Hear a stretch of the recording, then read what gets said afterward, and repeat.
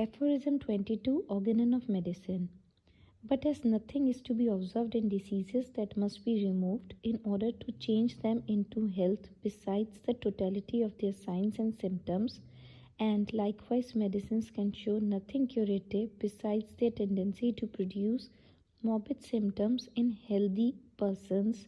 and to remove them in diseased persons.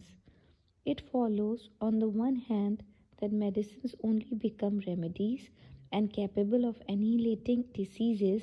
because the medicinal substance, by exciting certain effects and symptoms, that is to say, by producing a certain artificial morbid state, removes and abrogates the symptoms already present to wit the natural morbid state we wish to cure. On the other hand, it follows that for the totality of the symptoms of the disease to be cured, a medicine must be sought which, according as experience shall prove whether the morbid symptoms are most readily, certainly, and permanently removed and changed into health by similar or opposite medicinal symptoms, has a tendency to produce similar or opposite symptoms. Footnote 1 states the other possible mode of employing medicines for diseases besides these two, the allopathic method in which medicines are given whose symptoms have no direct pathological relation to the morbid state, consequently are neither similar nor opposite but quite heterogeneous to the symptoms of the disease. The remaining portion of this footnote has entirely been rewritten in the 6th edition as follows. This procedure plays, as I have shown elsewhere, an irresponsible, murderous game with the life of the patient by means of dangerous, violent medicines whose action is unknown and which are chosen on mere conjunctures and given in large and frequent doses, again by means of painful operations intended to lead the deceased to other regions and taking the strength and vital juices of the patient through evacuations above and below, sweat or salivation, but especially through squandering the irreplaceable blood, as is done by the reigning routine practice, used blindly and relentlessly, usually with the pretext that the physician should imitate and further the sick nature in its efforts to help itself, without considering how irrational it is to imitate and further these very imperfect, mostly inappropriate efforts of the instinctive, unintelligent vital energy which is implanted in our organism so long as it is healthy to carry on life in harmonious development, but not to heal itself in disease. For were it possessed of such a model ability, it would never have allowed the organism to get sick. When made ill by noxious agents, our life principle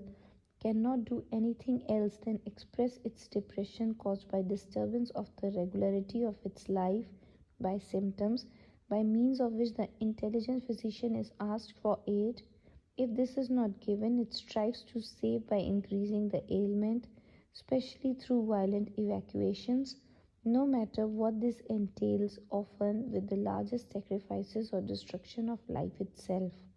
For purposes of cure, the morbidly depressed vital energy possesses so little ability worthy of imitation, since all changes and symptoms produced by it in the organism are the disease itself.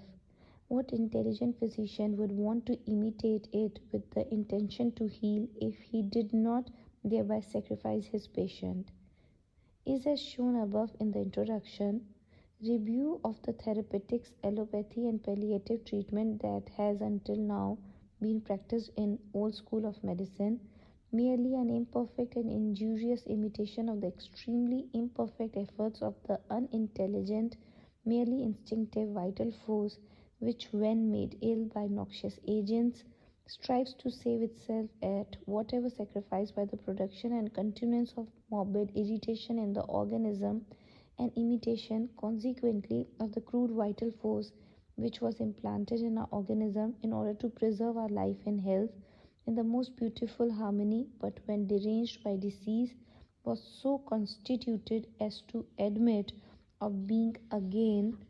changed to health, homeopathically by the intelligent physician, but not to cure itself, for which the little power it possesses is so far from being a pattern to be copied that all the changes and symptoms it produces in the morbidly deranged organism are just the disease itself. But this injudicious system of therapeutics of the old school of medicine can no more be passed by unnoticed that can history omit to record the thousands of years of oppression to which mankind has been subjected under the irrational despotic governments.